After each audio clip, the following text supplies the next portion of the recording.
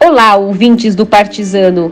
Neste programa conversaremos com a presidenta Dilma Rousseff sobre os tempos da ditadura, o golpe de 2016, igualdade de gênero, empoderamento e muito mais. Acompanhe! Opa, boa noite, Dilma. Tudo bom, presidente? Boa noite, presidenta. Boa noite. Boa noite. Deixa eu apresentar o Partizano para a senhora. O Partizano é um portal novo, nós nascemos em plena pandemia, no ano passado, produzindo um conteúdo progressista, antifascista e principalmente independente.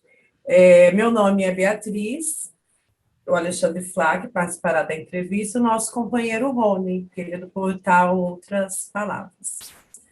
Em primeiro lugar, presidente, eu quero agradecer a senhora por ter aceito o nosso convite e, em nome de toda a equipe do Partizano, dizer que estamos honrados em recebê-la. Olha, eu fico também muito feliz de estar aqui falando com vocês. Obrigada. Deixa eu fazer uma apresentação, então, da senhora. Mineira de Belo Horizonte, formada em economia, interessou-se pelo socialismo ainda na juventude, lutou bravamente na ditadura, sofreu sendo presa e torturada, ocupou vários cargos políticos no Rio Grande do Sul, participou do plano de governo Lula, assumiu chefia no Ministério de Minas e Energia e, posteriormente, na Casa Civil, ambos no governo Lula. Em 2010, chegou à presidência, se tornando a primeira mulher eleita para o cargo mais alto em toda a história do Brasil. Presidente, a primeira coisa que eu quero perguntar, como mulher, também militante, e mais ainda, assumir o posto mais alto da República. Olha, eu acho que tem uma questão aí que é geral. A mulher, ao exercer uma posição qualquer de poder, ela terá sobre ela um certo tipo de tratamento. E eu acho isso interessante porque, veja só, essa visão ela não é nova, ela remonta, tá, àquela quarta conferência da ONU, das Nações Unidas, que ocorreu em Pequim, em que 3 conceitos foram divulgados pelo movimento de mulheres: o conceito de gênero, o conceito de empoderamento e a necessária transversalidade. E eu vou basicamente falar sobre a questão do conceito de gênero e do empoderamento. No caso do gênero, é a percepção de que existe uma visão a respeito do gênero que não é necessariamente a visão biológica, é muito mais a visão político-cultural, que tem a ver com o fato do patriarcalismo perpassar todos os regimes, inclusive o neoliberalismo financiarizado que hoje está presente no Brasil. Então, o que acontece no golpe? O golpe foi para enquadrar o Brasil, tá, econômica, social e geopoliticamente e de todas as formas ao neoliberalismo, tá? E esse objetivo, né, foi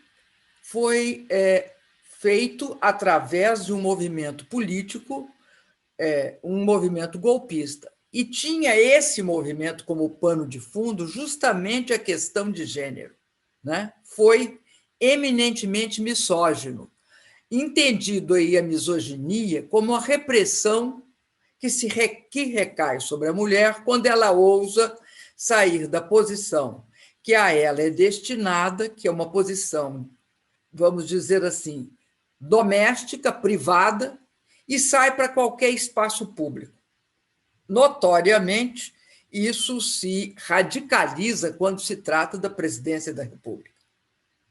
E aí, né, vão trabalhar vários preconceitos que estão presentes na sociedade. Primeiro, o fato que o gênero feminino, né, esse gênero feminino, ele tem características muito claras, né? Ele envolve mulheres que são frágeis, inadequadas para atividade política, são geralmente pessoas que têm de ser, que são suaves, né? Emocionais, particulares, inadequadas, contra um perfil masculino que é forte, preciso, adequado, racional, universal. E essa duplicidade foi trabalhada o tempo inteiro contra mim. De repente, eu me vi uma pessoa apolítica, eu não era política, porque política atividade política não é feminina, eu era uma gerentona. Eu era uma mulher que tinha algumas características de dura, eu era uma pessoa dura. O homem seria forte, né, incisivo, a mulher é dura. Ao mesmo tempo, né, como eles não têm nenhum respeito pela lógica, eu era frágil também. A mulher é frágil, emocional. E o homem seria sensível. E a mulher, todas essas características foram apontadas contra mim. E tem hoje uma série de estudos a respeito. Tem estudo do holandês, o Theo van Dijk, que mostra como é que houve uma manipulação principalmente das manchetes do jornal Folha de São Paulo e o Globo, e ele faz um estudo dessas manipulações, mostrando que é usado toda a manipulação de manchetes e de conteúdos, né? E também da São Lourenço, da Letícia São Lourenço, que mostra, por exemplo, que eu sempre atacava. O Aécio fazia críticas construtivas, eu não, eu atacava. Então, essa manipulação ela prevaleceu durante muito tempo. A própria história do MBL e da Globo. A Globo dá um baita espaço para o MBL, e o MBL utiliza expressões louca, burra, prostituta, vai para casa, vai... Enfim, toda sorte de desclassificação. Mas não era essa a questão central do golpe. Esta é a questão de fundo, ou seja, é como você cria um dos fatores que cria o meio ambiente golpista. O outro é todas as manipulações a respeito, por exemplo, do tal das pedaladas fiscais, que é interessante, porque é a forma pela qual eles vão introduzir, logo depois do golpe, o grande antídoto a pedaladas fiscais, que vai ser o quê? O teto dos gastos. Então, é importante ver que tem um componente misógino, que afeta todas as mulheres em cargos de poder, obviamente, principalmente... Não, eu falei a todas, estou falando equivocadamente. Afeta aquelas mulheres que rompem com o padrão que é exigido de quem assume essas posições de poder. Se assumir uma posição subalterna, perfeitamente. Eu acho que o modelo é interessante, porque eu acho que durante o golpe, logo depois do golpe, as coisas meio que... né, houve um striptease das razões pelas quais deram o golpe e, ao mesmo tempo, os argumentos usados. É interessantíssima aquela manchete, se eu não me engano, da Veja, sobre a senhora do Michel Temer como sendo bela, recatada e do lar, que é também a forma pela qual eles manipulavam justamente a aceitação do golpista, né? Daquele governo que era de homens brancos, ricos e velhos. Não tinha um negro, não tinha uma mulher, enfim, não tinha nenhuma representação, mas tinha uma pessoa bela, recatada e do lar. Mas você acha que, a senhora acha que isso atinge todas as mulheres em cargos políticos? Porque, assim, Não, não, não, a não. Eu senhora foi, falei. assim, é de esquerda, levantou a bandeira feminista, o seu governo Ah, avançou não, na questão aí do é geral. combate. Aí seria no geral, você acha que atinge Tem todas uma. as mulheres, independente do viés político, Olha, ideológico? eu acho que quem tem razão é uma feminista de esquerda chamada Kate Money, que diz o seguinte, basicamente: quando a mulher se aventura a entrar em território historicamente reservado aos homens, ela vai sofrer reações. E essas reações são de ressentimento, indignação, hostilidade, devido à misoginia, que tanto homens como mulheres também, porque a misoginia também ela é possível de ser exercida por mulher. Vamos lembrar que quem faz a mais vergonhosa manchete durante o período pré-golpe, tá, foi a Isto É. E foi uma mulher que fez a reportagem, dizendo que eu estava tendo uma crise de nervos, né? Porque eu estava muito abalada. Tomando medicamentos, Essa mesmo. essas. E uma das coisas, eu tinha um amigo que dizia que eu tinha um grande defeito, eu não deprimia, né? Eu estava a 2 doses acima da depressão. Cada pessoa tem a sua característica. Então, ela trabalhou errado. Eu não posso tomar nenhum desse tipo de medicamento, porque eu durmo 3 dias.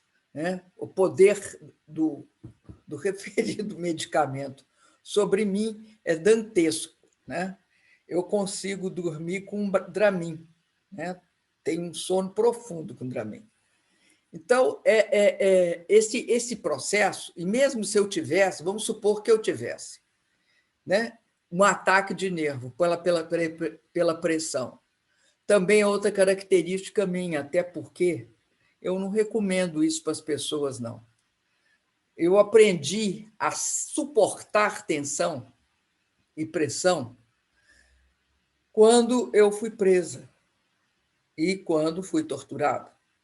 Você ou aprende a suportar ou não sobrevive, ou desestrutura. Então, para você não desestruturar, é um processo que é assim, eu te diria, acho que todas as pessoas tendem a apresentar isso, que é como se fosse uma reação, né, de defesa de todo o sistema seu, que se volta para se proteger num quadro, né? Porque que é a tortura? A tortura é ameaçar você de dor e de morte. Tortura é isso. Então, você está no limite. E sozinho ali. Ninguém gosta de você, viu? Então, é algo que se aprende. Tanto é que eles apostavam que eu não iria para o Senado, que eu não ia enfrentar os senadores e que eu não compareceria, porque, né, isso seria o papel de uma pessoa frágil que não ia defender. E tinha também um lado oportunista nisso, porque não queriam que eu dissesse que era golpe. Então, tudo isso se combina.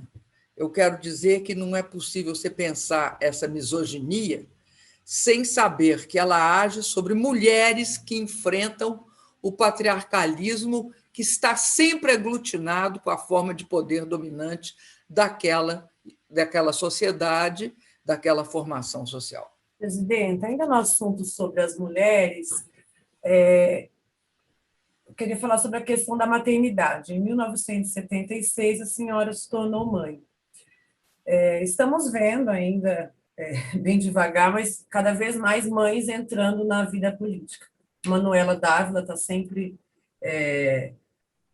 mostrando o seu dia a dia, né? Tem o livro dela, Revolução Laura, e é uma dificuldade das mulheres conciliar a maternidade com a militância política. Como que foi esse processo com você?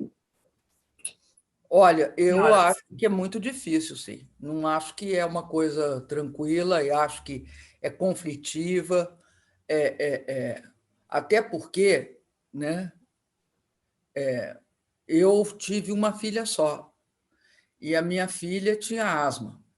Naquela época não tinha assim, um tratamento mais alternativo à asma, então era extremamente complicado você ter uma criança com asma. Então eu saía correndo de reunião, eu começava uma reunião e não acabava.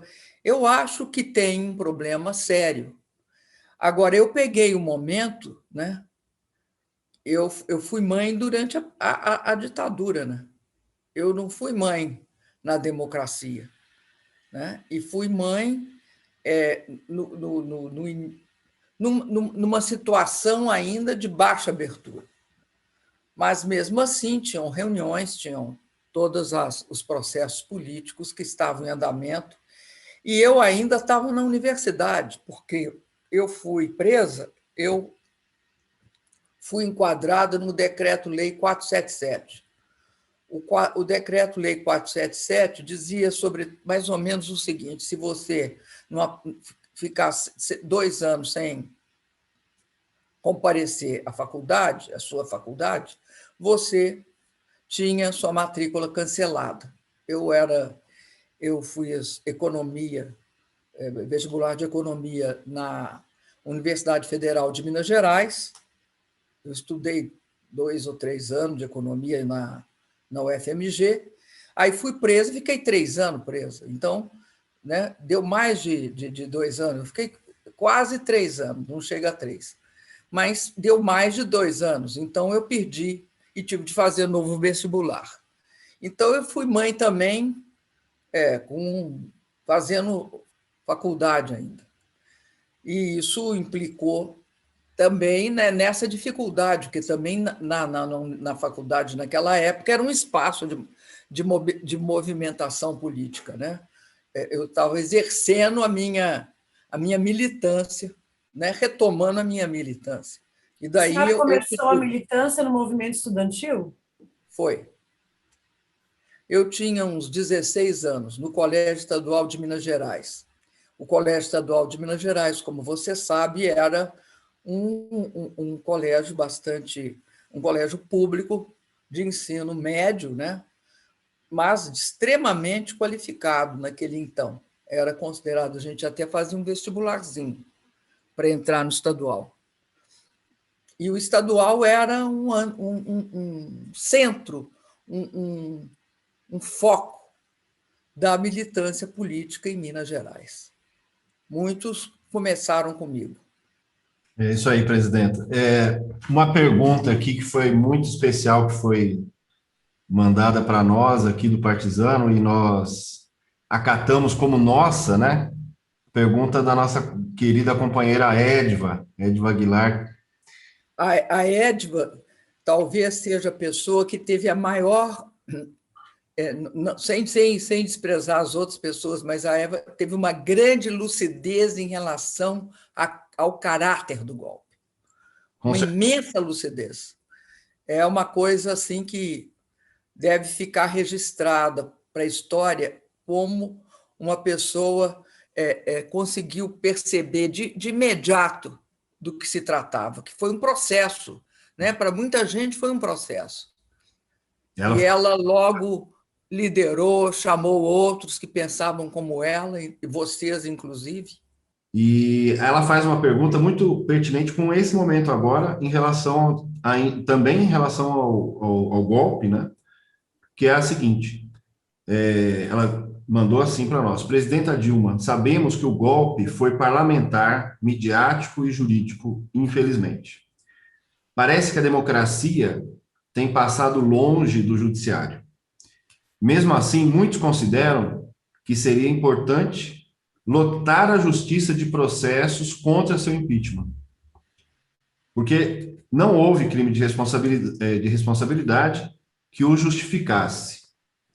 E a partir desse golpe, toda a sorte de desmontes das políticas sociais e da nossa soberania assolaram o país.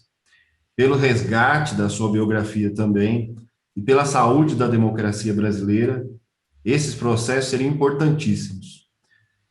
O que a senhora diz? A senhora concorda? Eu concordo em gênero, número e grau. Agora, eu te digo uma coisa.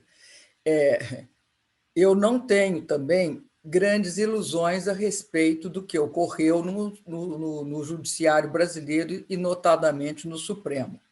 Porque você veja o seguinte, aliás, recentemente, um ministro do Supremo disse que não havia a menor dúvida que eu tinha sofrido um golpe, que ninguém tinha dúvida a respeito. Aliás, virou e mexeu, você vê uma manifestação nesse sentido de alguém em algum cargo institucional. O que eu estou te dizendo é que eu acho que o judiciário é muito fraco, no sentido seguinte, não é que as pessoas sejam fracas, a instituição foi fraca no enfrentamento do golpe e de todas as posteriores ao golpe, como foi o caso da submissão àquela decisão ou aquele tweet do general Vilas Boas a respeito. Porque, recentemente, eu acho que fica claro uma coisa. O processo pedindo a prisão do Eduardo Cunha, que é uma espécie de avant-première do Bolsonaro, o processo entrou em dezembro, precisamente ali por 15 ou 16 de dezembro de 2015. O golpe começa a ocorrer, na prática, eu saio do governo em 12 de maio. E o processo conclui 31 de agosto. Então, veja você o seguinte, é interessante que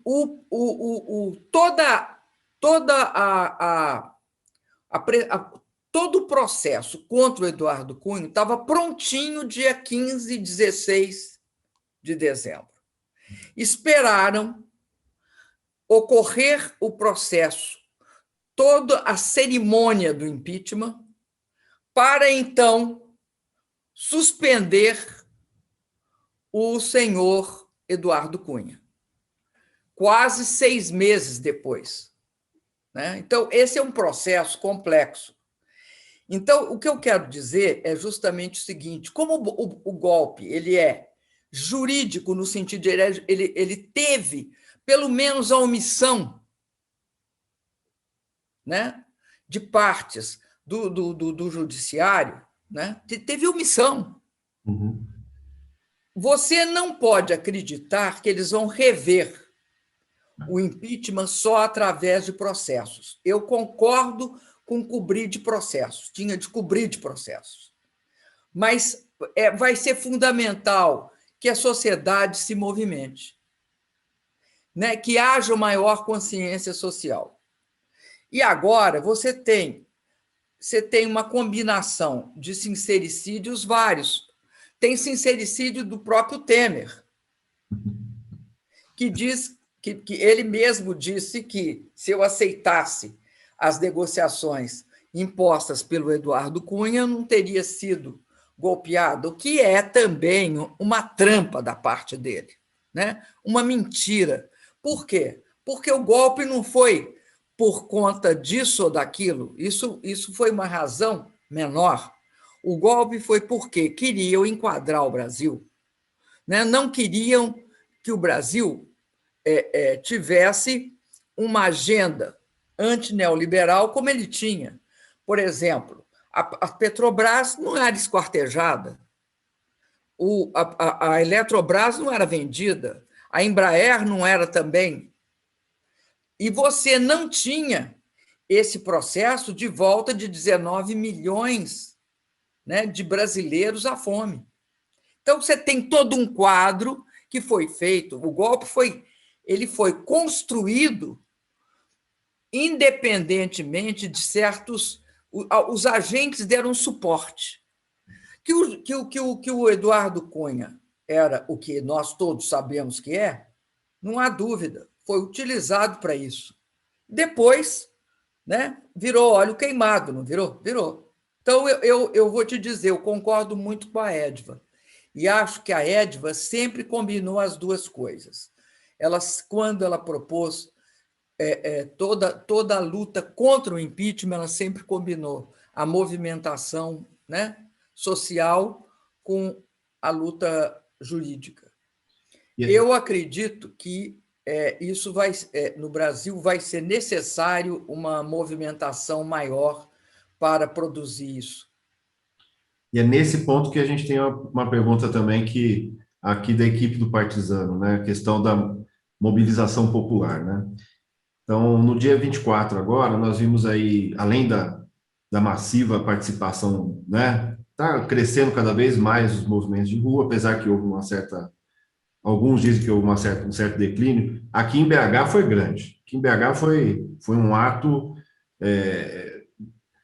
provavelmente dos maiores desses 4 aí, ou no mesmo ponto, quer dizer, a gente não percebeu nenhum declínio, né? Mas teve uma coisa nova que entrou em cena nesse dia 24 agora, que é aquele grupo chamado Revolução Periférica, que é um coletivo de São Paulo, da periferia de São Paulo, que tem um lema, inclusive, a favela vai descer e não vai ser carnaval. Segundo a gente tem informações, esse grupo discutiu, deliberou internamente, decidiu coletivamente fazer aquele ato de atear fogo no Borba Gato, lá em São Paulo, né? Na Santo Amaro, que é uma avenida movimentada e à luz do dia. Então, um ato de muita coragem, inclusive, deles, né? O ato é polêmico, tem gente tanto a favor como contra na própria esquerda, né?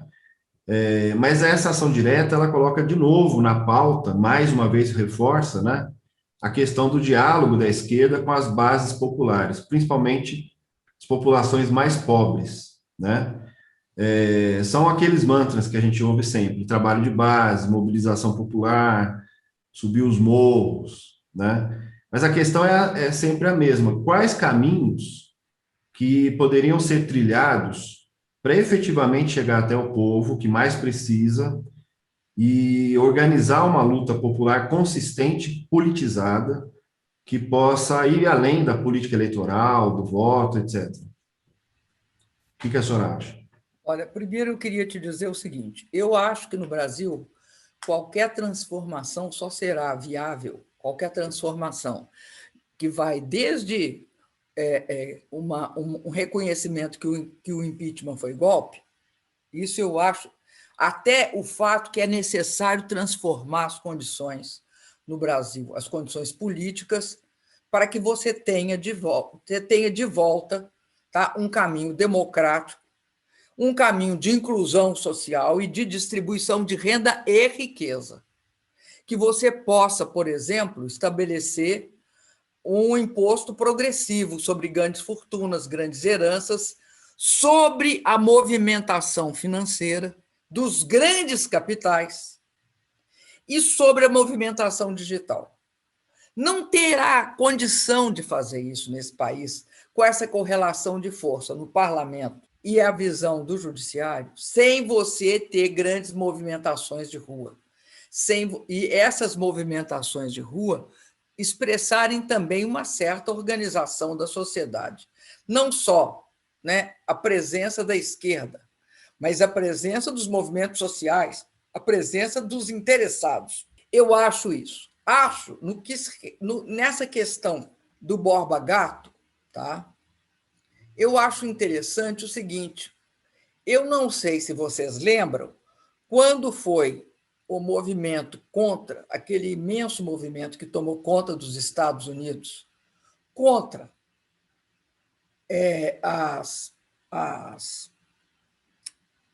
a morte do Elliot. O que eles fizeram? Eles também foram e destruíram monumentos. Também a mesma coisa aconteceu no Reino Unido. Então, essa questão dos movimentos tem a ver, eu acho, com uma recuperação histórica, né? Os movimentos destruídos nos Estados Unidos, se eu não me engano, no Reino Unido, eram de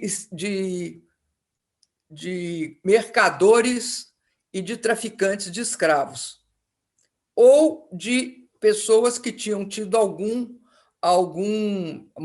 posicionamento, né, neocolonial ou colonial, do colonialismo. No caso específico do Borba Gato, eu acho que cabe a polêmica, sim, em relação a quem é o Borba Gato. O Borba Gato é aquele bandeirante que apresava índios quando não conseguia apresar negros fugidos, mas basicamente eram índios. Esse era o Borba Gato. E obviamente, ele tem um mérito para a oligarquia paulista daquela época e para a história dessa oligarquia. Agora, para a história do Brasil, ele não tem nenhum mérito, pelo contrário, ele é uma parte da nossa vergonha, inclusive dessa vergonha que hoje vem recaindo sobre nós, que tem a ver com a escravidão, tem a ver com o processo colonial deste país, em que a expropriação, o apresamento, né, a escravização foi a estrutura inicial da chegada do europeu no Brasil, basicamente do português. Então, essa é uma discussão que causa a estranheza pelo fato de que, né, até hoje, isso não é algo que é contado nas escolas, não é dito nas escolas, pelo menos até recentemente não era, se está sendo agora, para mim seria uma surpresa, porque sequer a escravidão ela é objeto, né, de uma visão aprofundada quando tinha de ser. Porque se você for olhar a atual situação no Brasil, você pode dizer que tem várias correntes que chegam, que explicam hoje. Você tem, de um lado, né, toda a tendência do fascismo brasileiro, que é o integralismo e seus desdobramentos, né, que vai do general Olímpio Mourão com o Plano Cohen, passando também pela UDN e pelo todo o conservadorismo brasileiro e aquele que vem da ditadura militar. Mas, permeando isso, e como suporte disso, você tem a escravidão, querido. A escravidão explica o nível de violência que se usou, que a elite sempre usou contra o povo brasileiro. E explica, inclusive, um certo desprezo pelo fato de você ter poucas lideranças, tá, que pensassem o quê? Que esse país tinha de ser educado e que esse país tinha de ter oportunidades, que essas pessoas tinham de ter oportunidades, tinham de ser educadas. Só quem olha o povo como uma coisa, a coisificação da escravidão, tem esse tipo de atitude. Então, o que eu quero te dizer é o seguinte, eu acho que esses jovens, eles vão ser, bom, o seu ato lido muito mais por essa ótica e esse óculos oligárquico escravista do que por qualquer outro óculos. Eu acho que seria mais interessante abrir uma discussão e um diálogo com eles, porque o que eles estão dizendo é o seguinte, não ao Borba Gato. O Borba Gato representa tudo aquilo que nos oprime, que nos expropriou e que nos escravizou. Então, é nesse sentido que eu acho que cabe a discussão. Agora, muita gente considera que esse tipo de atitude pode simplesmente levar água para o moinho da ultradireita. Por quê? Vocês lembram aquela história que existia aqui dos black blocs, né? Que o black bloc entrava no final para radicalizar? Eles vão tentar isso necessariamente fazer com todas as manifestações. Agora, eu, em princípio, acho que cabe mais diálogo com eles do que qualquer outra coisa.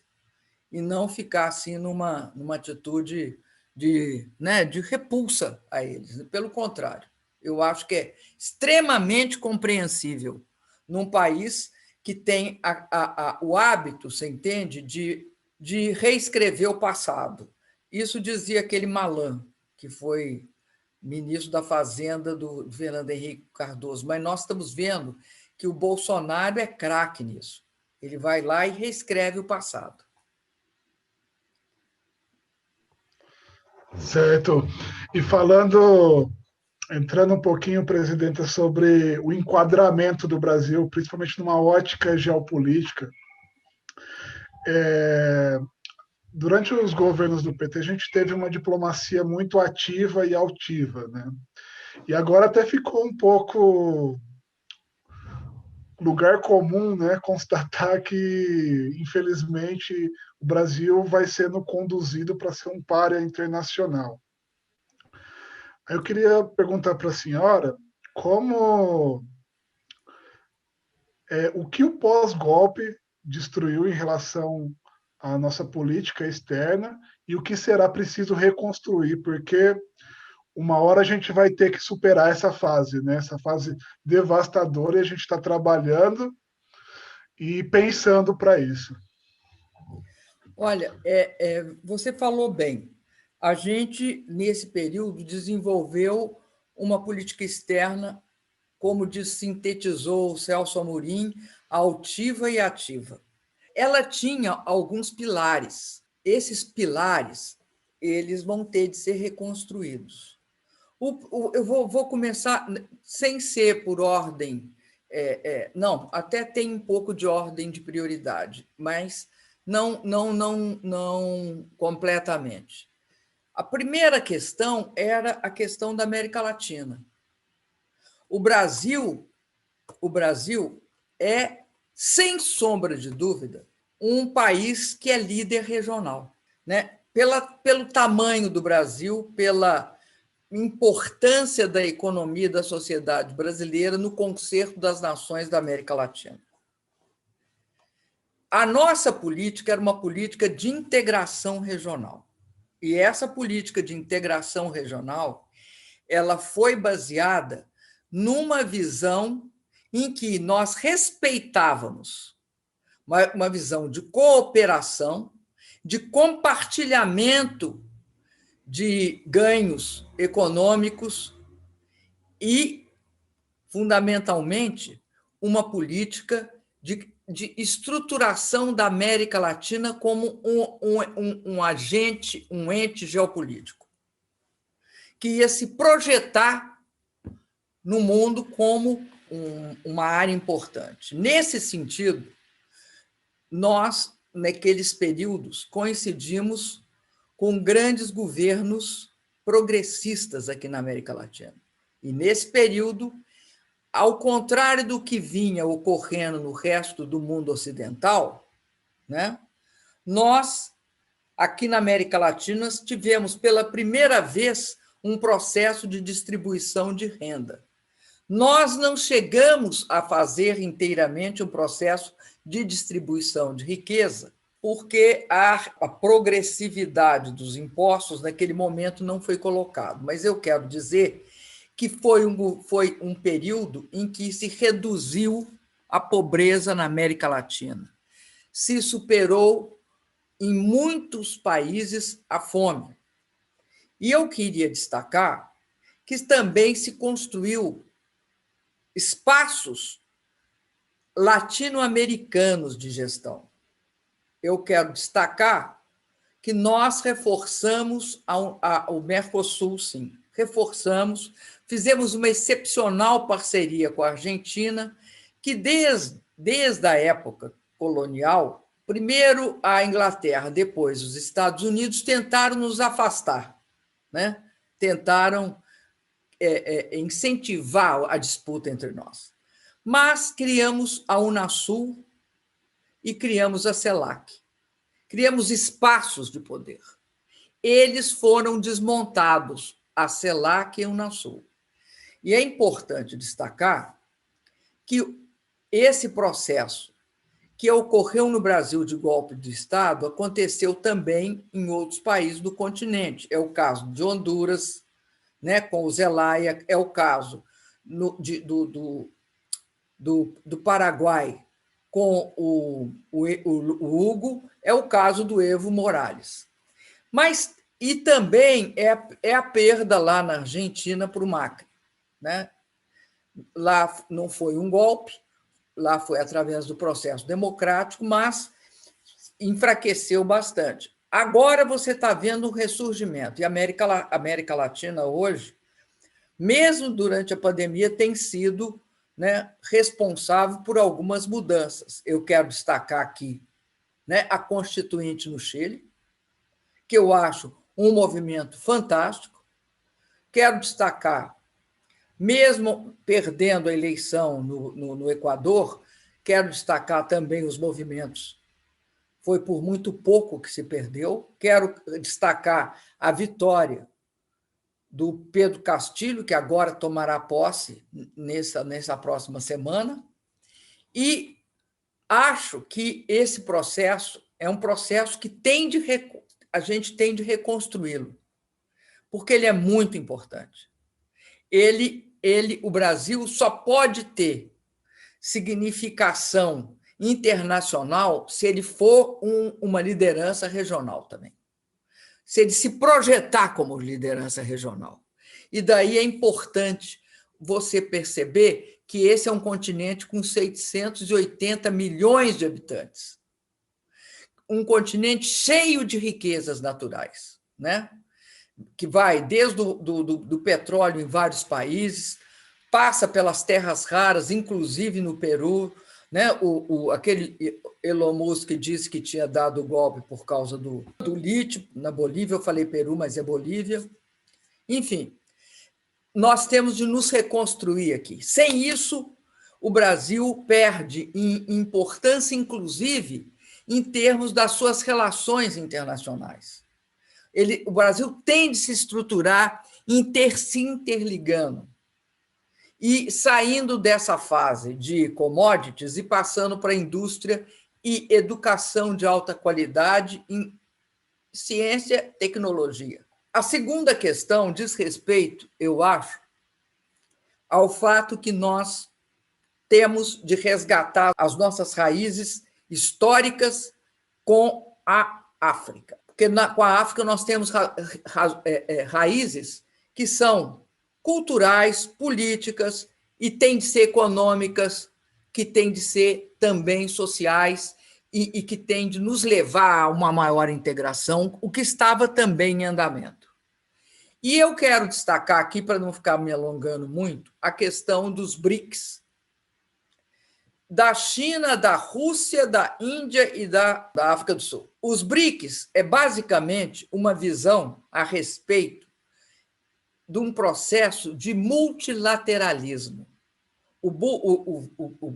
Os BRICS, apesar de você ter a Rússia e a China no norte, tem uma visão de política sul-sul, tem uma visão porque éramos os países emergentes. Agora a China vai se tornar a primeira economia do mundo, tudo indica, tudo leva a crer pelo critério, né, pelo critério de taxa de câmbio, né, pelo critério de PIB. Porque hoje, pelo critério de paridade de poder de compra, ela já passou os Estados Unidos.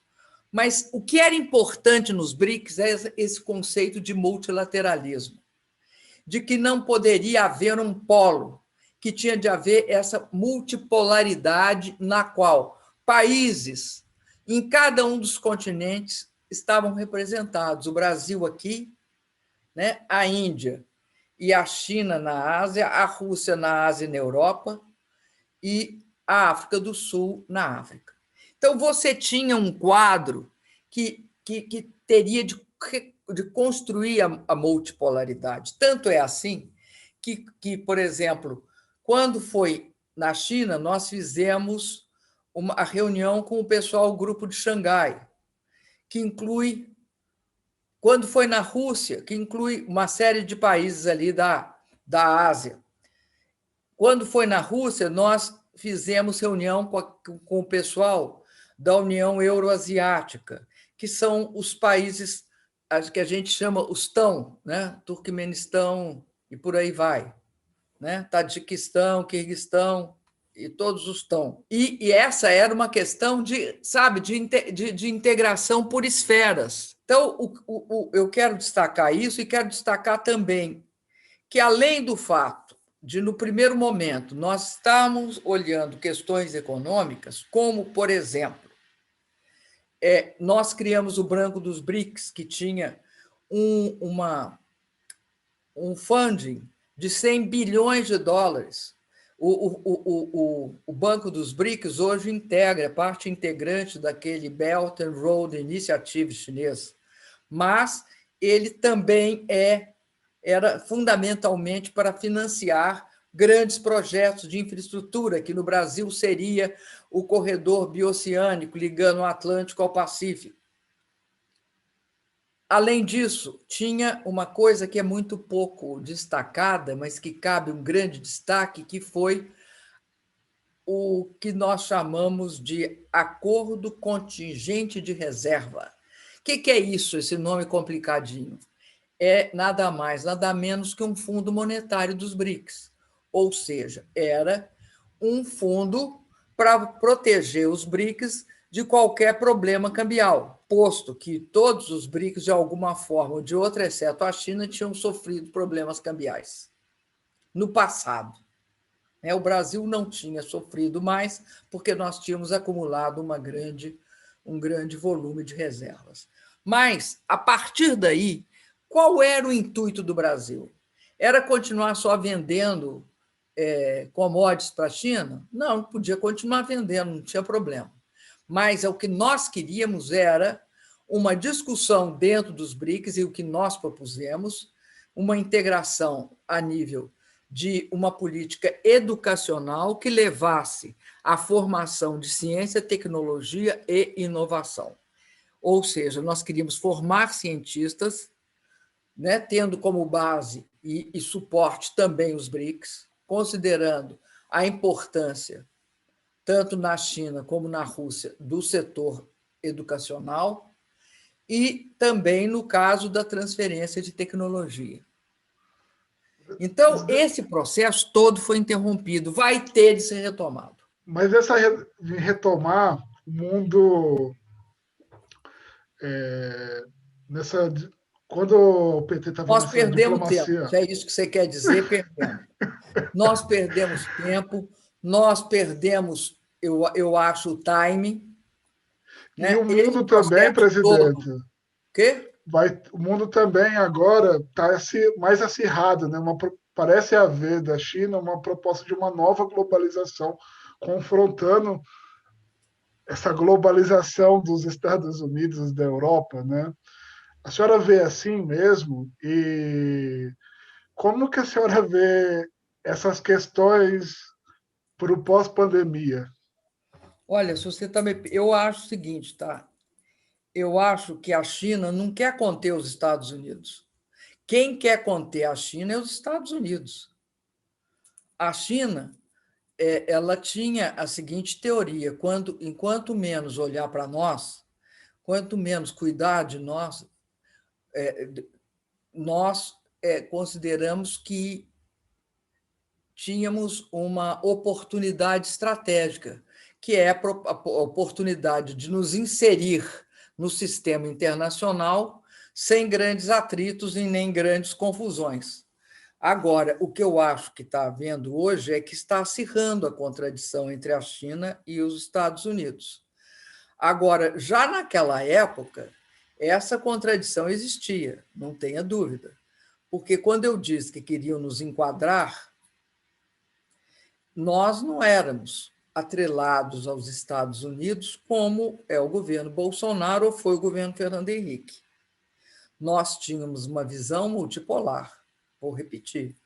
Então, a gente fazia acordo e negociava com quem desse mais vantagem para o Brasil. Qual era o problema dos Estados Unidos? Os Estados Unidos têm imensa dificuldade de fazer transferência de tecnologia, porque qualquer transferência de tecnologia tem de passar pelo Congresso. E o Congresso praticamente nunca autoriza. Esse foi o problema. Então, tínhamos uma relação maior com a Europa e uma relação maior com o Japão, uma relação maior com a Coreia, com a China, do que com os Estados Unidos. Porque havia, naquele momento, toda uma estrutura, e eu não sei, eu não estou assim, acompanhando, eu não vivo de perto essa situação mais, mas eu não acredito que hoje você tenha um completo... e ninguém vai querer fazer essa opção que os Estados Unidos exigem que seja feita, entre eles ou a China. Acho que, por exemplo, a Alemanha não faz essa opção. Então, recentemente, houve uma outra questão. Eu não sei se você sabe que tinha um grande problema, imenso problema, né? um grande contraditório entre os Estados Unidos, a Rússia e a Europa, que era um gasoduto chamado Nord Stream 2. Esse gasoduto Nord Stream 2 foi objeto do bloqueio pelo Trump e no final, o atual presidente concordou, não é que ele concordou, é que já estava pronto o Nord Stream. Os russos acabaram o Nord Stream. Então, a Alemanha nunca aceitou esse bloqueio. Então, o que eu acredito é o seguinte: ninguém vai querer, contra seus interesses, optar por um ou por outro, entendeu? Quem tiver uma relação mais construtiva vai ser aquele que vai... Se os Estados Unidos continuar do jeito que são, e que foram até hoje, eles vão perder a América Latina. Já estão perdendo. Porque, se você for olhar, com quem a América Latina... Não estou falando Brasil, não, tira o Brasil. Com quem os países da América Latina têm relações comerciais maiores? Com quem tem maior nível de investimento? É com a China.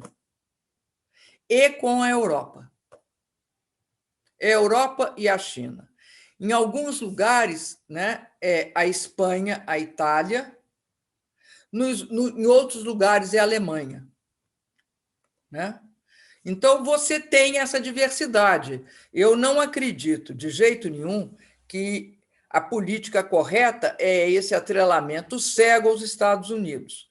Por isso, fiquei extremamente preocupada quando vi o diretor da CIA, da CIA, vir ao Brasil e ter palestras com o Ministério da Defesa, a ABIN e o Ministério e o GSI, o Gabinete de Segurança Institucional. Acho extremamente complicado. Sempre que você vê o diretor da CIA ou daquela outra agência chamada NSA, aquela que grampeia as pessoas, né, os governos, as empresas, etc., você pode saber que tem algo de mal, algo de podre no reino da Dinamarca, como diria o companheiro Hamlet. Bom, presidenta, estamos caminhando já para o final, mas antes eu queria só matar uma curiosidade nossa aqui, que nos últimos anos a senhora, sem querer, tornou-se uma grande protagonista aí de importantes produções de cinema nacional. Como que se ver hoje, através destes documentários, rememorar esse período da sua biografia e da história do Brasil? Olha, eu acho... Você sabe como é que é? Vou te explicar como é que a coisa é na vida. A vida é diferente da arte, né? Ela é completamente diferente da arte, porque você viveu. Então, eu encaro todos três, são obras de documentários que, para mim, são obras de arte. Então, cada um tem um valor, né? Cada um, para mim, me transmite uma coisa. Até porque eu conheci as três mulheres talentosas que fizeram, as 3, não, as 4, porque um tem 2 autoras, né? Um foi a Petra, o outro foi a... Ai, meu Deus, eu estava com ela na cabeça agora. E a terceira foi a Mulayert e a Politi. Tem até um apelido, tá? Guta! Maria Augusta! Guta! Lembrei, por minha conta. A Guta. Eu chamo ela de Guta, então vocês me desculpem, mas é Maria Augusta que ela chama. Maria Augusta Ramos, você tem razão. Né? Mas todo mundo chama de Guta, viu? Então, todas elas têm... A Guta foi fantástica, a Petra também, e também a Politi e a Mulayert. Agora, eu vivi uma coisa que é uma mistura disso e mais outras coisas. Eu sempre quis saber a sua reação, porque eu, particularmente, sofro muito com esses documentários. Né? Eu vi todos eles antes. Tá joia. Eu não revi porque dói, né? Dói, necessariamente dói. Agora, tudo que eu vi eu senti muito intensamente. Acho que elas colocaram muito sentimento naquilo. Presidente, então, eu tenho uma... Eu sou muito agradecida também a elas. Eu tenho uma missão aqui, presidenta, de um pessoal também que adora a senhora conhece muito bem. É uma missão aqui que foi dada pela minha esposa, Joyce, que faz parte do Linhas do Horizonte. Olha só. Hoje eu tenho que mostrar para a Joyce que eu mandei o abraço do Linhas do Horizonte para a senhora, tá certo? Se você tivesse me falado, eu já tinha mostrado obras da Linha do Horizonte. Olha só. Maravilha. Está todo mundo muito, muito feliz com essa entrevista que a gente está fazendo com a senhora e com a sua presença aqui. Presidente, chegamos ao fim. Olha, eu só posso agradecer por essa... Posso nem chamar de entrevista, por essa aula. Foi uma aula. Será uma aula para quem irá assistir também. Foi ótimo. Então, presidente, olha, mais uma vez, muito obrigada. Beijo para vocês todos. Beijo para vocês. Manda para presidente. Mônica, para mim, para o Alexandre. Muito obrigado, querido. Boa Muito obrigado, noite, presidente. querida. Muito obrigada. Até mais. Tchau, tchau. Tchau.